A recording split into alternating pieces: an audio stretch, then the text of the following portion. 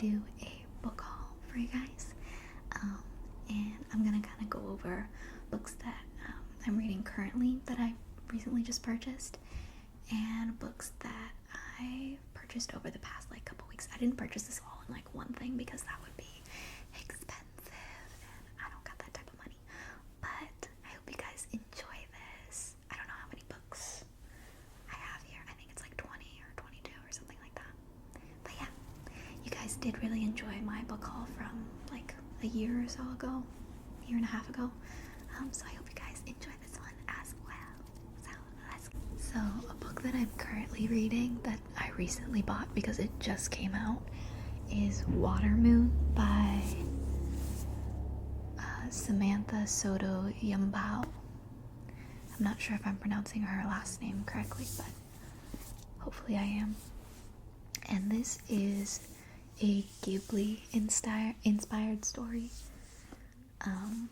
And it follows Hannah, who owns a pawn shop with her father. And at this pawn shop, you basically sell your regrets. And I thought that was a really interesting concept. Also, this is the naked book.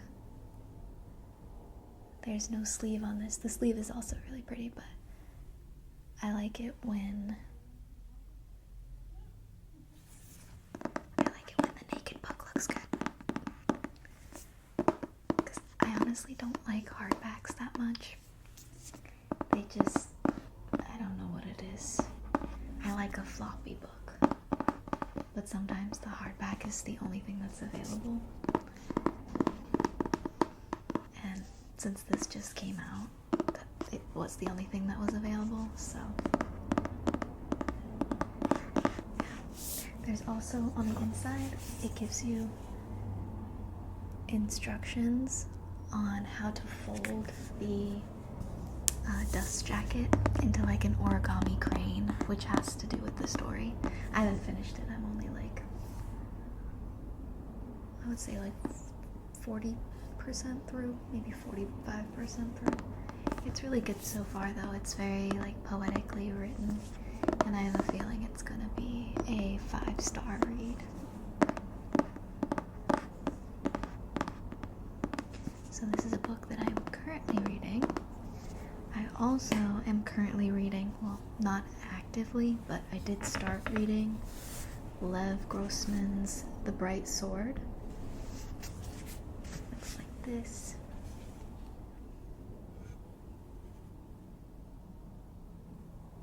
I took the dust jacket off.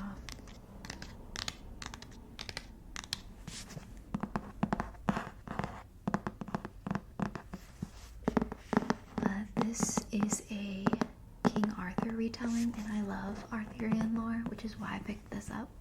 I also love Lev Grossman because the Magician series. I didn't read the books, so they don't come for me, but the series, phenomenal. Made me soft. Look how chunky this is. So I was like, it's gonna be a good one. It has to be a good one, right? And I'm about, again, like 40% through. I stopped reading this, you guys, because I was afraid that it was a series, and I genuinely thought that it was a series, and that I was gonna get to the end and it was gonna leave on like a cliffhanger. But this is a standalone, so now I'm gonna start reading it again because it is really well written, of course, because it's Lev Grossman. I have a feeling that this is also gonna be like a 5-star read. Definitely very different than Watermoon. Definitely not like a lyrically written thing. Poetic in its own way, but not focused on like the beautiful writing in a sense.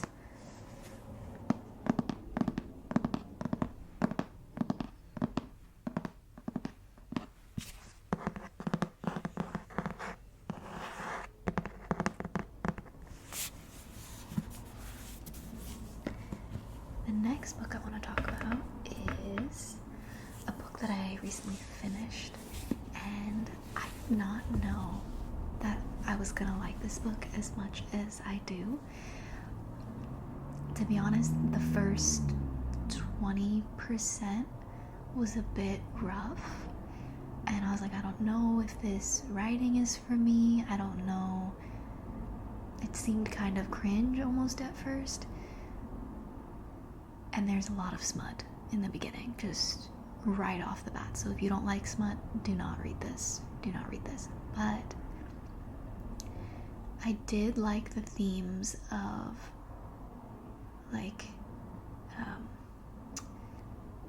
oh, that's gonna sound bad, but the main character, she's like abused by her father, and I like how they depict like self-hatred within her because of the way that she was raised, because I personally resonate with that. I don't obviously like the fact that there was abuse in this book, but I feel like someone who's experienced like family trauma like that would really appreciate that. And the whole reason I picked up this book was because it has a really pretty cover. So I know they say don't judge a book by its cover, but I did, and I'm sorry, but also not sorry. And that's this one. It's Under the Oak Tree by Suji Kim.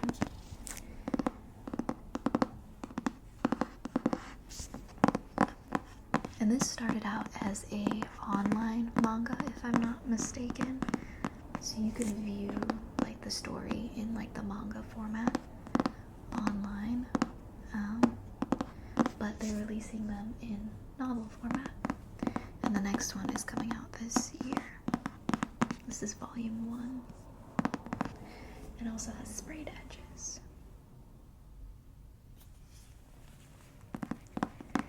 This follows Maxie, who's the girl on the cover, and she is the daughter of a duke.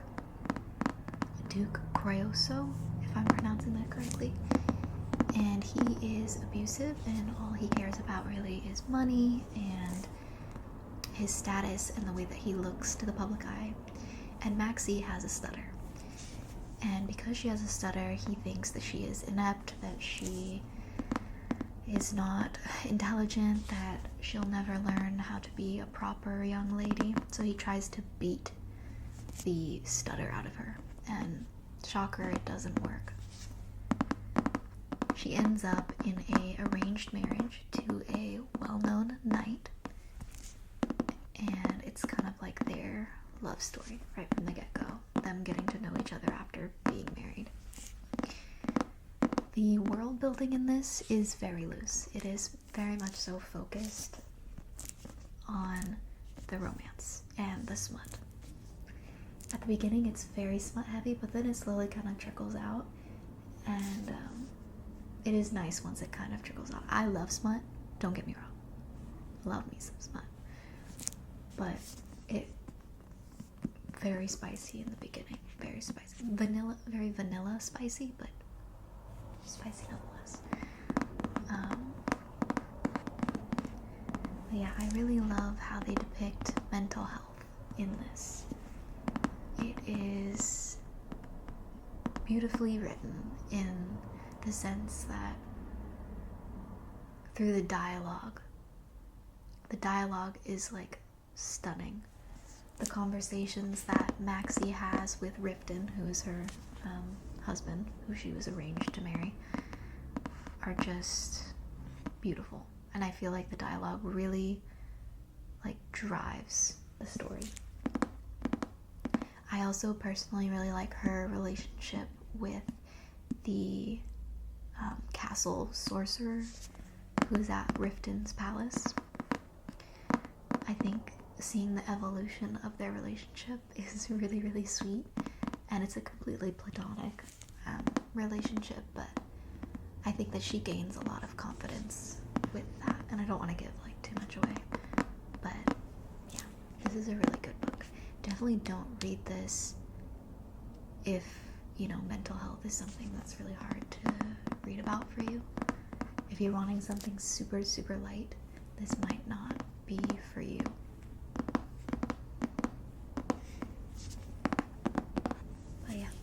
here's one last look at the cover. It is stunning, stunning, stunning.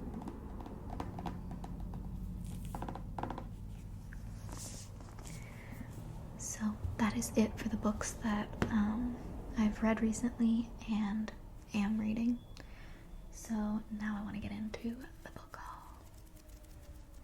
And to start off with, the most recent book that I bought that still has the Barnes & Noble receipt in it is Heavenly Bodies by Imani Eru. It looks like this. And it's a floppy paperback.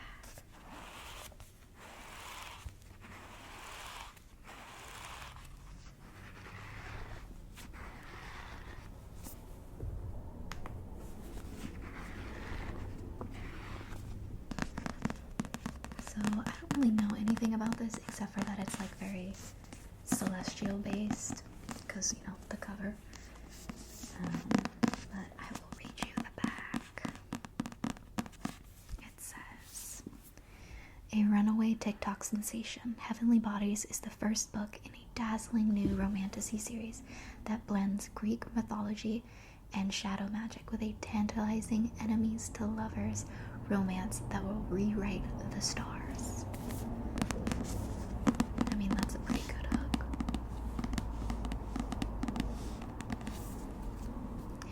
You know the most dangerous kind of villain? A woman with nothing left to lose. In a world ruled by the cruel and merciless stars, Elara has been cursed by fate. A prophecy promises she will fall for a star, but that it will kill them both. So when Ariet, star of wrath and war, descends to wreak havoc on Elara's kingdom, she flees her home, only to be captured by the neighboring Helios, kingdom of light, and falls straight into the arms of an enemy prince. Fearing that Ariet might turn his sights to Helios next, Prince Lorenzo is forced to train Elara as a weapon, one worthy of battling against the tyrannical reign of the stars. But there are shadows even within the kingdom of light, and they threaten to reveal the darkness in Lorenzo's past, and the ancient magic that slumbers in Elara's veins. And with it all comes an undeniable star-crossed pull between Elara and Lorenzo that neither can seem to resist.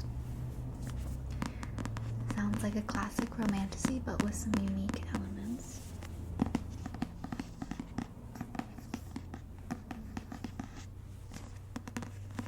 I watched a book review on this. I don't remember the name of the channel, but I'll try to link it below. And she was like crying at the end of it, and she said like this is the best book she's ever read. I don't remember if she said it was better than Akatar. I think she may have said that. Yeah, I'll have to try to find it. But yeah, she had the special edition, the Fairy Loot edition, and I really wanted that one. But I believe it's sold out, unfortunately. But that's okay. This one is also very pretty. And it has sprayed edges. Stunning. But yeah, let me know if any of you guys have read this. Don't give me spoilers. But let me know if you guys have read this and enjoyed it. Because I plan on reading this once I finish up the 2 other books I've started already.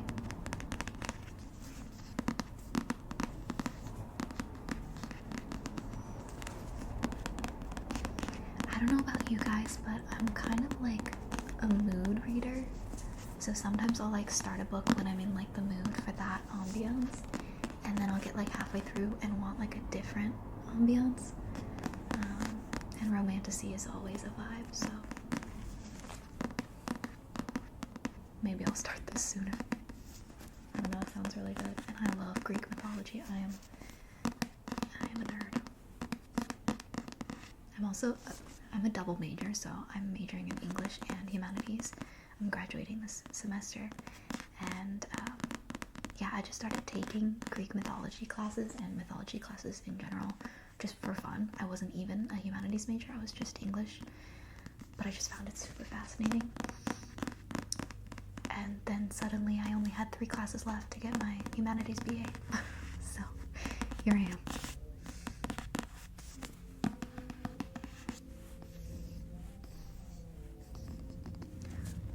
Somebody is playing their music loud outside. Also, I'm sorry for the noise from the cars.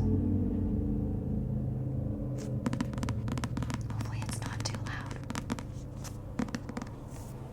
Okay, so that was my most recent buy. And another book that I discovered, so I read House of Salt and Sorrows, and I thought that this was a standalone. I was wrong. I don't know why I thought this was a standalone, because it literally says it on the back and it shows the second book. But the second book is House of Roots and Ruin. And I won't go into too much about this in case you haven't read the first one. But House of Salt and Sorrows is like a 12 Dancing Princesses retelling, which I love. I don't know if you guys grew up watching the Barbie movies, but I did, and I loved watching those with my sister and my mom. Especially 12 Dancing Princesses. The music, just chef's kiss. Anyways, so this is like a dark Gothic version of the 12 Dancing Princesses.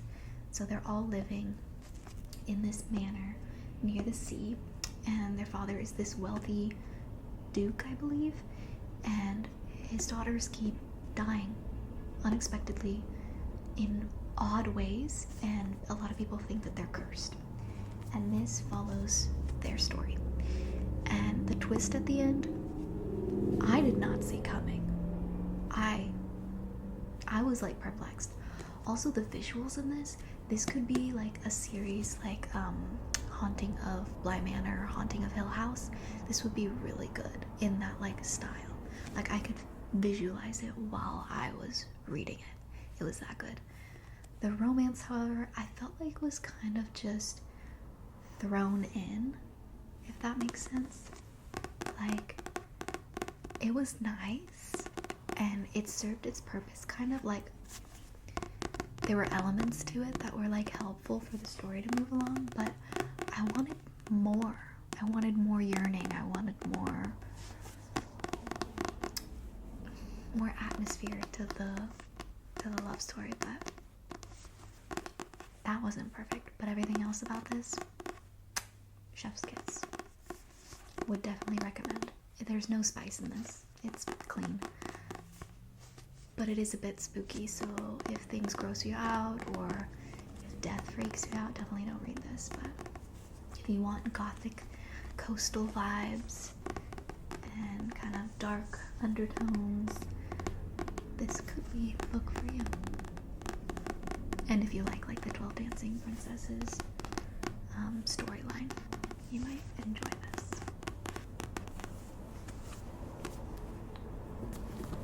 But yeah, House of Roots and Ruin is the second book, and it follows a different one of the sisters who survives. And she has a special gift that you'll find out in the first book if you read it. And that gift kind of puts her in a bad place. We'll say that. It makes her life a bit difficult.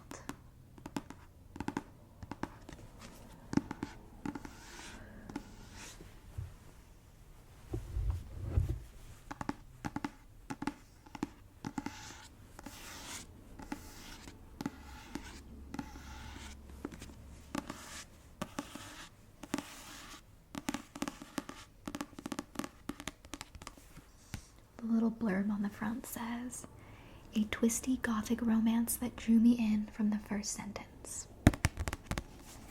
I wonder if this one will have more romance than the other one did, or just more integration of the romance.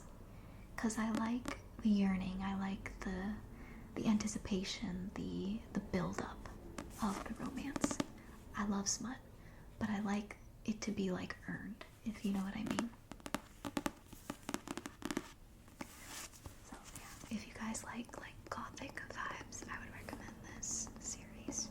I haven't read this, so I don't know if this is good, but I would definitely recommend the first one.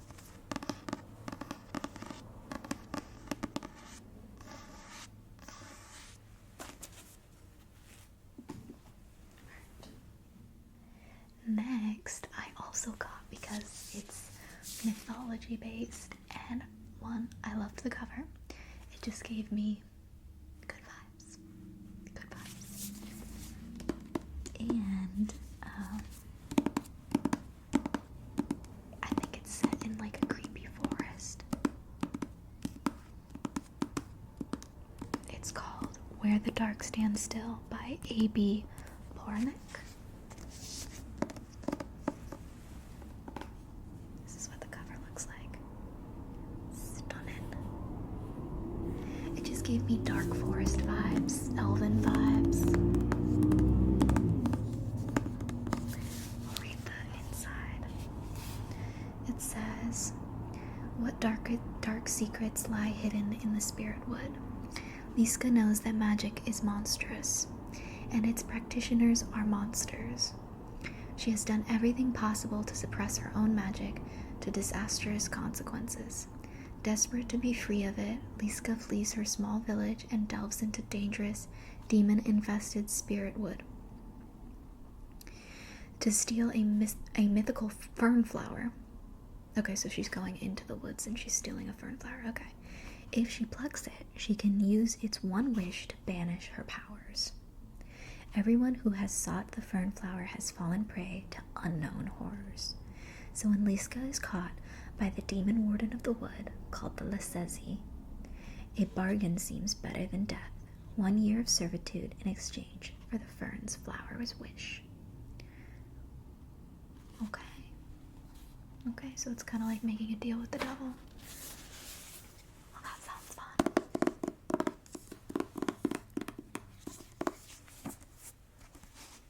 See, I wish that this was on the actual book and not just the dust jacket. It is a nice, like, soft matte material though. Oh, I think that's the fern flower in the back right there. You can see that. This one had a really good rating on Goodreads. I think it was like a 4.2, and there was like a lot of reviews. And it's a short book. I don't know if this is part of the series or not, though. Let me know if any of you have read this and enjoyed it.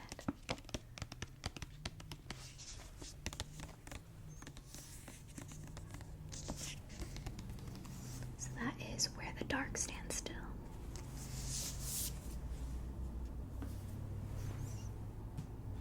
Next is a book I thought about for so long before I actually purchased it. I don't know why I thought about it for so long. I don't know, I think I was just trying not to buy stuff that I don't need. But I thought about this book a lot because when I was watching book reviews, I saw someone explain this as like Barbie Swan Lake meets like dark vibes, dark atmosphere, or is it Irish? I think it's either Irish or Scottish, I can't remember. But yeah, it's like Swan Lake meets Scottish Highlands or Ireland or something like that. And I really liked that concept. I also heard that the writing was very beautiful. So this is Daughter of the Forest by Juliet Marilyn. It looks like this.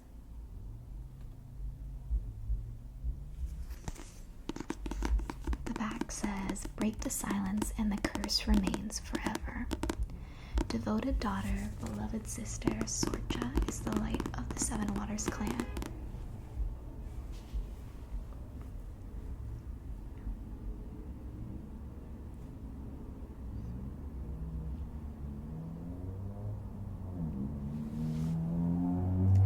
Then suddenly her father and brothers are lost to her, bewitched by her new stepmother.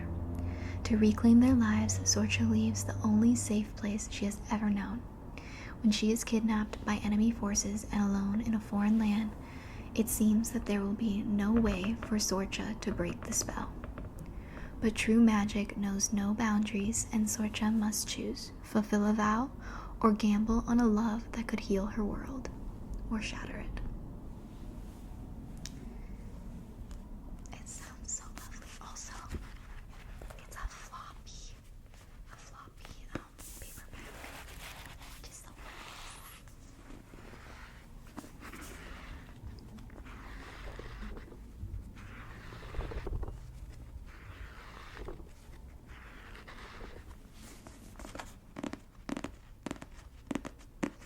Also, sorry if there's like a lot of pauses and stuff. I'm still learning how to film, and I'm not really good at like public speaking. It's a bit easier to talk to like a camera, but it's still difficult, and I still find myself feeling a little bit awkward. So if there's any like strange pauses, or me looking away from the camera, or me looking at the viewfinder, I'm sorry. I'm still learning. Give me some grace, please. But I hope you're enjoying the video.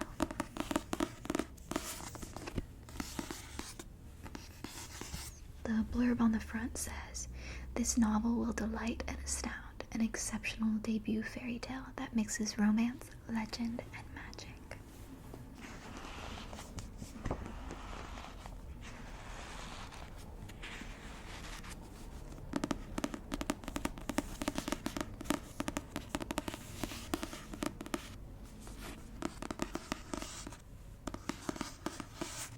So that was Daughter of the Forest. The next one is probably the most hyped book that I have here. Maybe. And that is Quicksilver by Callie Hart, which I'm sure 99.9% of you have heard of this book. People are saying it's better than ACOTAR. It's like all over TikTok, I think. I don't have TikTok, but I watch a lot of BookTube, and a lot of them mention like if something is really popular on TikTok, and I just take their word for it. The only issue people seem to have with this book is that the love interest's name is Kingfisher. Also, some people were saying that they didn't like that he was like borderline abusive to the main character. I haven't read it, so I don't know. But I saw that this was the last one on the table at Barnes & Noble, and I was like, why is that? And the lady there that was helping me said that she just finished it, and she felt empty inside because it was so good. And I was like, okay, I'm sold. I'll get it. I don't know about you though, when books are like overhyped like that, I almost like don't want to read them. I don't know if that's me being stubborn or not, but it almost is like, is it even gonna live up to the hype? Everybody's hyping it so hard, but like, would they hype it that hard if it had already been hyped up and then they read it? Like, would it live up to the amount of hype that people are already giving it?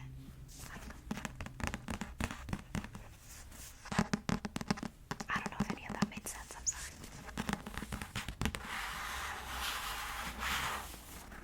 The back of this says, "Do not touch the sword, do not turn the key, do not open the gate."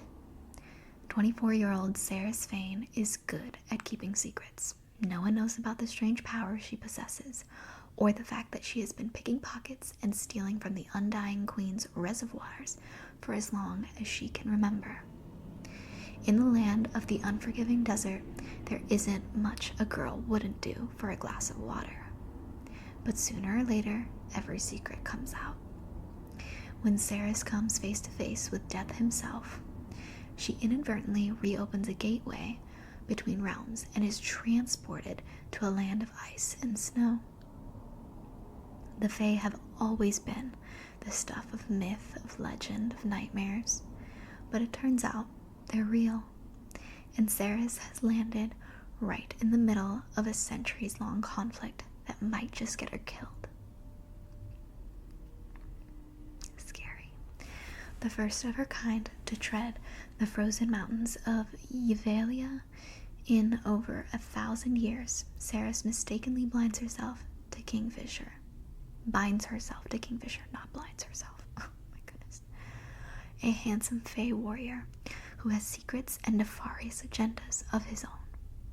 He will use her alchemist's magic to protect his people, no matter what it costs him or her. Sounds like a toxic love, yes. Which can be fun. Not good in real life, but fun in a book.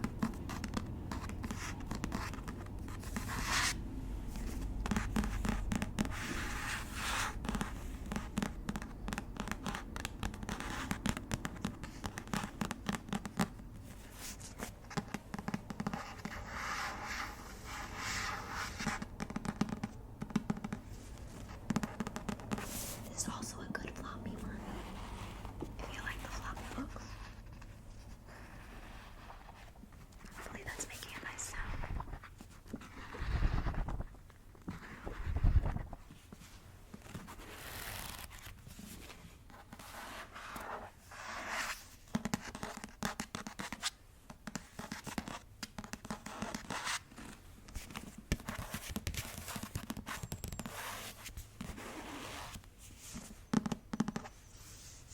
And that was Quicksilver. Alright. Oh, sorry if that was loud. Next, we also have a hyped book, but this was hyped a little while ago. It's called House of Beating Wings by Olivia Wildstein.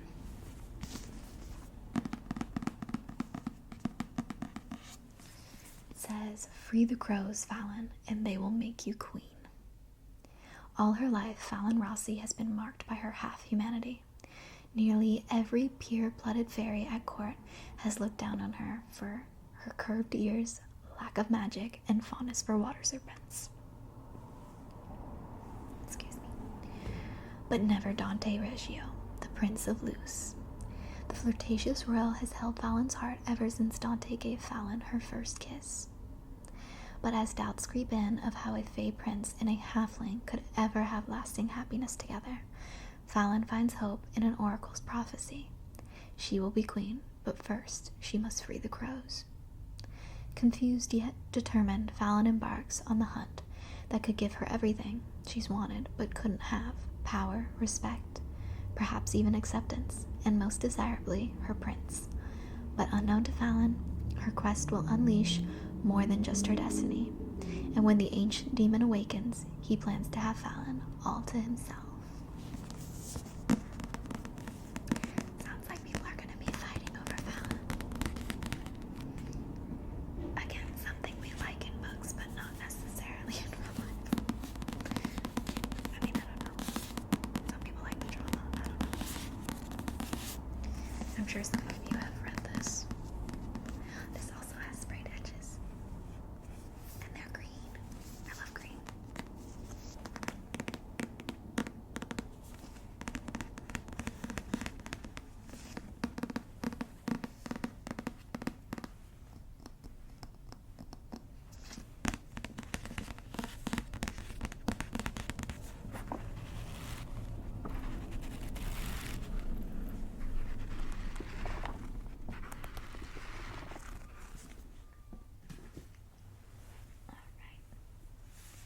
The next one I don't think I've heard anyone talk about. It's called The Sisters of the Winterwood by Rena Rossner. Looks like this. On the back it says, it has a blurb from Madeline Miller, who wrote some of my favorite books, like The Song of Achilles and Circe. Oh my god, Circe was so good. If you haven't read that, read it. But the blurb on the back from Madeline Miller is a gripping, powerful story of family, sisterhood, and two young women trying to find their way in the world. I gulped it down. Below that is the synopsis. In a remote village surrounded by vast forests, Liba and Leia have been raised on the honeyed scent of their mommy's babka and the low rumble of their tati's prayers. But when dark forces threaten their village, the sisters discover a family secret passed down through generations, faced with a magical heritage they never knew existed. Libba and Leia realize the old fairy tales are true and could save them all.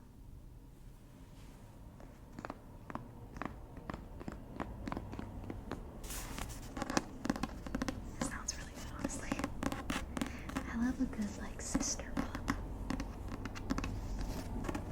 It doesn't have to be romance for it to be good, you know? I love seeing, healthy family dynamics and families work together. And sisters bond.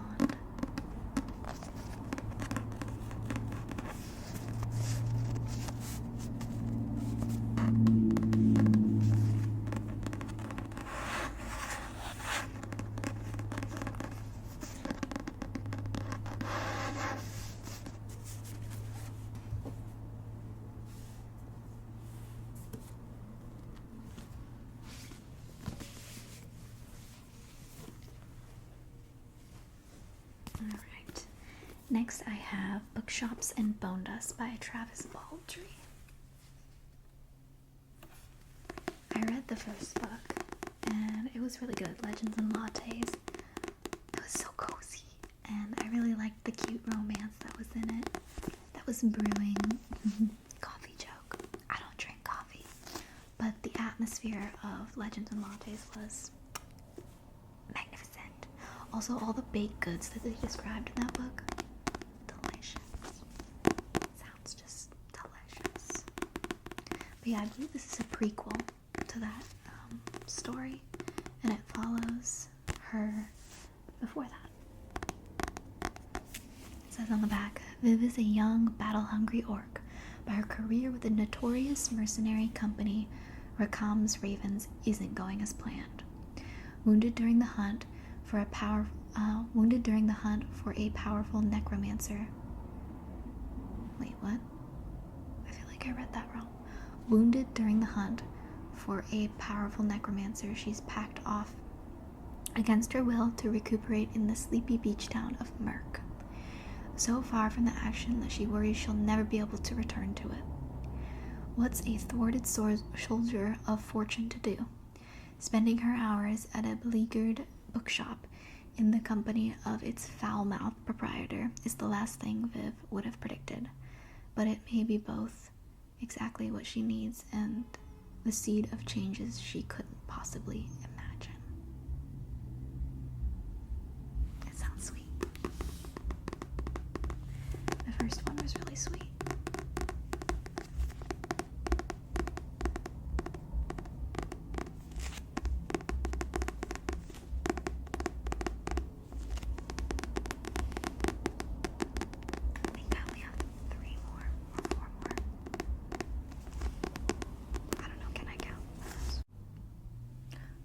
Sorry about that. My camera overheated and shut off. So, we're almost done. We got 4 more. Alright. The next one is The Book That Wouldn't Burn by Mark Lawrence. I thought the cover of this was so cool. Just like a giant library. And it doesn't say much on the back. It's mostly just blurbs. But it says, excellent, on a par with George R.R. Martin, which is up there. An amazing series, and I eagerly anticipate Lawrence's next literary effort. It's not like anything I've ever read before. Dark and relentless, a 2 in the morning page turner. Mark Lawrence's growing army of fans will relish this rollicking new adventure and look forward to the next one.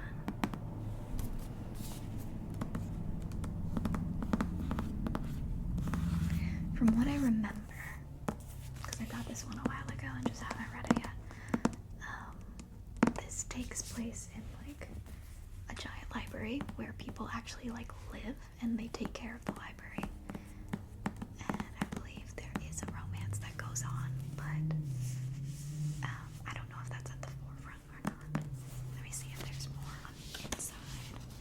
Okay, yeah. It says two strangers find themselves connected by a vast and mysterious library containing many wonders and still more secrets. In a new series from the international best-selling author of Red Sister and Prince of Thorns. The boy has lived his whole life trapped within a book-choked chamber older than empires and larger than cities.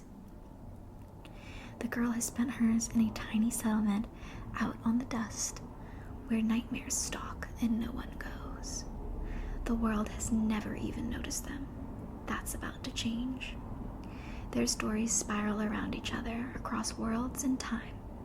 This is a tale of truth and lies and hearts, and the blurring of one into the other. A journey on which knowledge erodes certainty, and on which, though the pen may be mightier than the word, blood will be spilled and cities burned. That sounds intense, to be honest.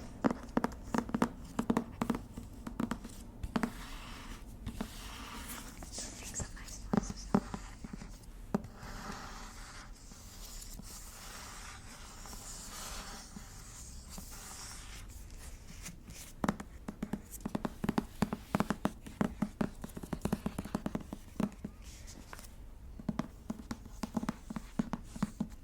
The thing about watching book reviews on YouTube is I find that there are some people that hate the books that I personally love. So it's hard sometimes to take people at their word and take their suggestions and their ratings of books, because you never know, you might like that book even though they didn't. Your experience is so subjective, and it is perfectly geared to what you like, so they might not like the same things that you like.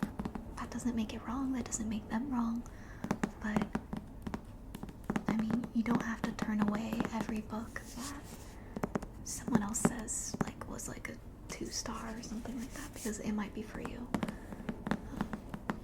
So every book deserves at least a shot.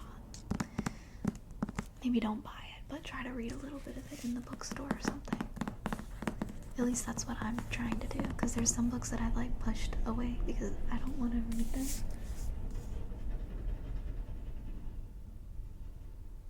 Oh my god, I was like, why is my door open? And I realized I opened it. Actually, did I don't know. I'm gonna go close it. 1 sec.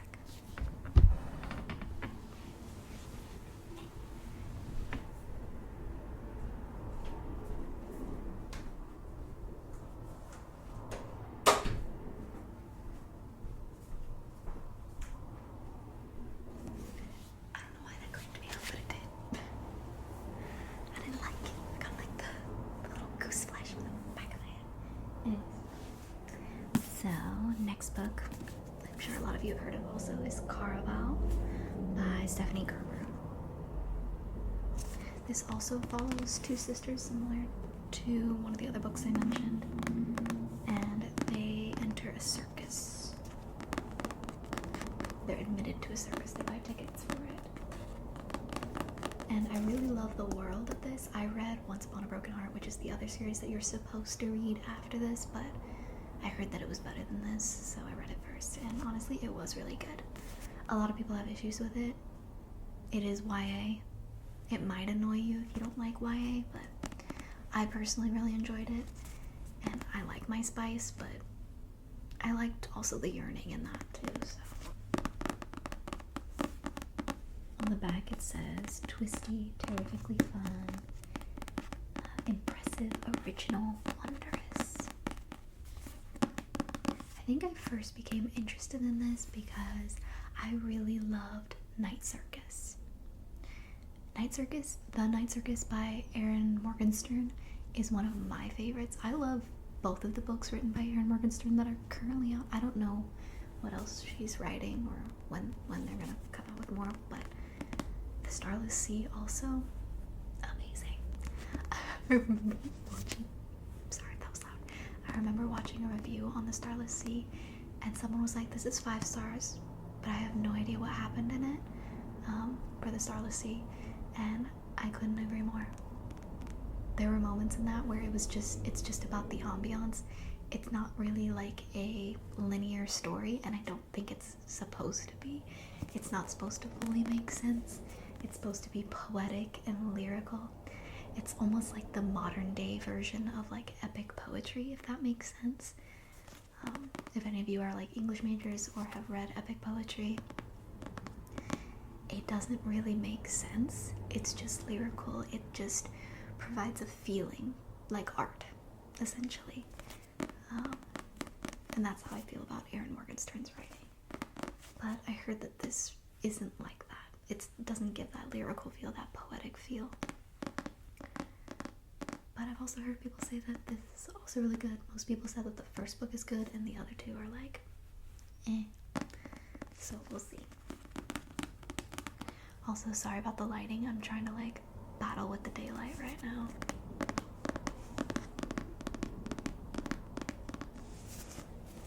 Alright.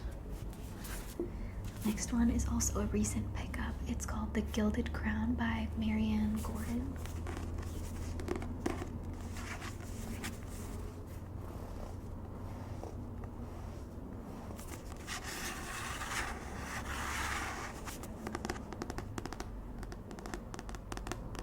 On the back it says, since she was a little girl, Helvir has been able to raise the dead. Every creature can be saved for a price demanded by the shrouded figure who rules the afterlife, who takes a little more from Helvir with each soul she resurrects. Such a gift can rarely remain a secret.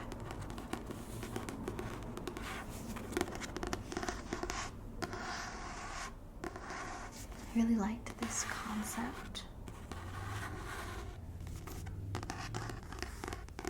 of someone having the gift of like resurrecting things and the price that they have to pay for that. And also the people who could potentially use her in this novel. Most likely like a king of some sort or a prince.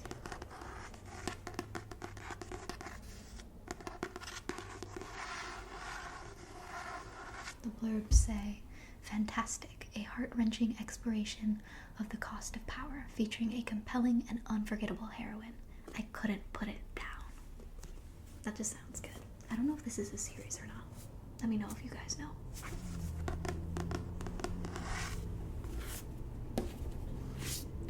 Alright, and this one was one that the person at Barnes & Noble was like forcing me to buy, essentially. She was like trying to give me a deal. I think this was like the book of the month or something. But it's called This Will Be Fun by E.B. Asher. Witty, romantic, and addictively fun. Looks like this.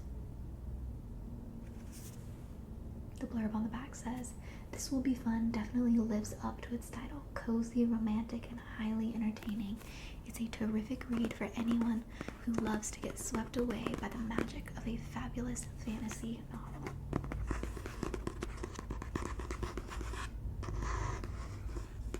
And that was from the author India Holton, author of The Wisteria Society of Lady Scoundrels.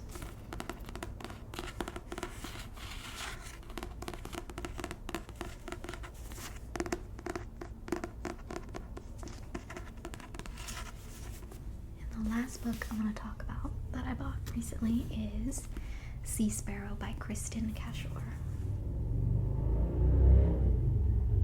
Looks like this. It's just so pretty.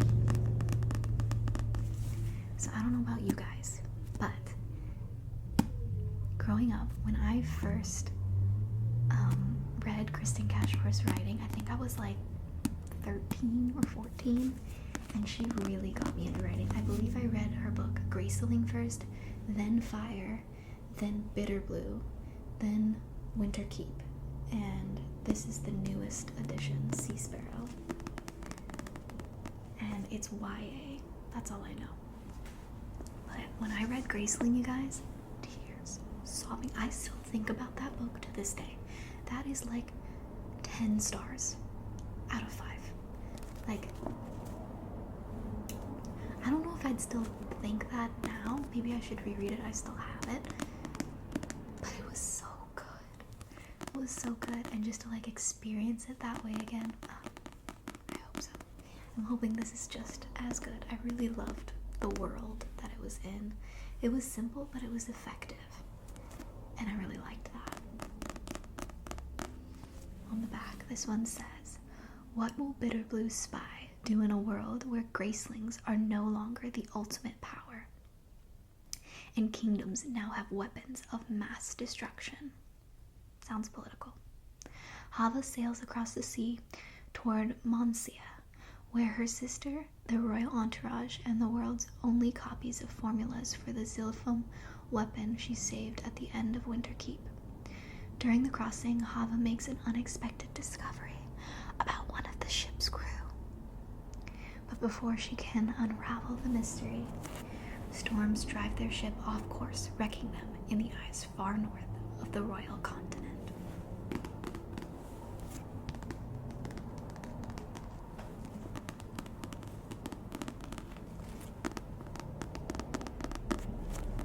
I don't read a lot of books like set on the sea or like in like a coastal thing aside from House of Salt and Sorrows.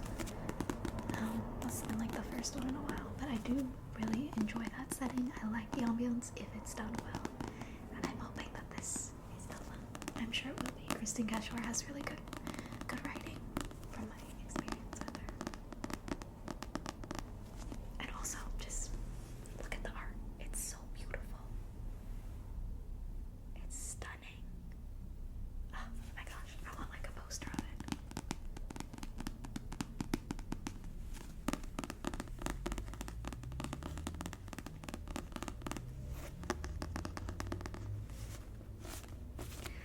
Anyways, guys, that is all I have for you guys today. I hope you enjoyed this haul and little ramble.